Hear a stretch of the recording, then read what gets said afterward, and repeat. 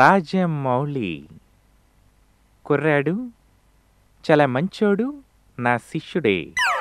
2 ఏళ్ల నుండి బాహుబలిని తీస్తున్నానయని. అదే నేనైతే 2 వారాల్లో తీసేద్దును. నా కథ చాలా వెరైటీగా ఉంటుంది. నా కథ పేరు ఎర్రబలి.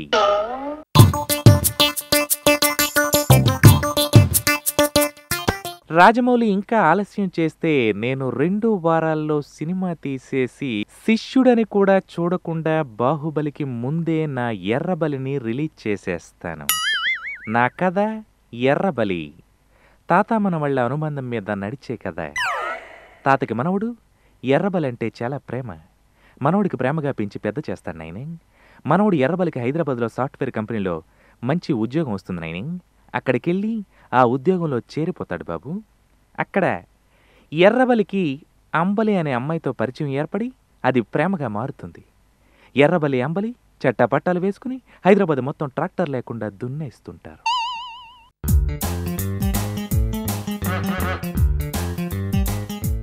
వాళ్ళిద్దరూ అంబలి తల్లిదండ్రుల్ని తమ పెళ్లికి ఒప్పిస్తారు. మనవడు ఎర్రబలిని వదిలి ఉండలేని తాతయ్య హైదరాబాద్ వచ్చి తన పల్లెటూరు చేష్టలతో ఎర్రబలి ఉద్యోగం ఊడేలా చేస్తాడు. అప్పుడు ఉద్యోగం లేని ఎర్రబలికి అంబలినిచ్చి పెళ్లి చేసే ప్రసక్తే లేదని అంబలి తల్లిదండ్రులు ఎర్రబలి వీపు మీద గుద్ది మరీ చెప్తారు నాయనే. దాంతో ఎక్కడో మండిన ఎర్రబలి ఇదంతా నీ వల్లే జరిగింది అని తాతయ్యని గెటౌట్ అంటాడు. తాతయ్య ఏడ్చుకుంటూ తన ఊరు వెళ్ళిపోతాడు. అంబలి, నిన్ను వదిలి ఉండలేను, నువ్వు మీ తాతయ్యకి ఎంత విలువ ఇస్తావో నేను ఆయనకంతే విలువ ఇస్తాను అని అంటుంది. దాంతో ఎర్రబలి కరిగిపోయి తాతయ్యని తిరిగి తెచ్చుకోవాలని ఊరెళ్తాడు. కానీ మనవడితో గెటౌట్ అనిపించుకున్న తాతయ్య పిచ్చివాడై ఊళ్ళో తిరగడం ఎర్రబలికి కనిపిస్తుంది.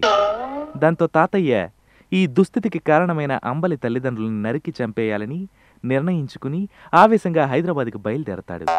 ఎర్రబలిని చూడగానే పిచ్చి తగ్గిపోయిన తాతయ్య కంగారుగా ఎర్రబలి వెనకాలే హైదరాబాద్కి పరుగు తీస్తాడు. అంబలి తల్లిదండ్రుల్ని ఎర్రబలి నరకబోతుంటే తాతయ్య అడ్డుపడి ముందు నన్ను నరికి తర్వాత వాళ్ళని నరుకు అని చెప్తాడు నాయనే. ఎర్రబలి చేతిలో కత్తిజారి కింద పడిపోతుంది. ఎర్రబలి తాతయ్యని కౌగులించుకుని బోరుమని ఏడుస్తాడు. తాతయ్య ఎర్రబలి వీపుని మురుతూ ఓదారుస్తాడు. తాత మన వాళ్ళ అనుబంధం చూసిన అంబలి ఆమె తల్లిదండ్రులు బిందెడు కన్నీళ్లు కారుస్తారు. ఆ తరువాత ఎర్రబలి అంబలి, అంబలి ఎర్రబలి, ఎర్రబలి అంబలి, అంబలి ఎర్రబలి వాళ్ళిద్దరికీ పెళ్లి జరుగుతుంది. ఇదండి ఎర్రబలి కథ.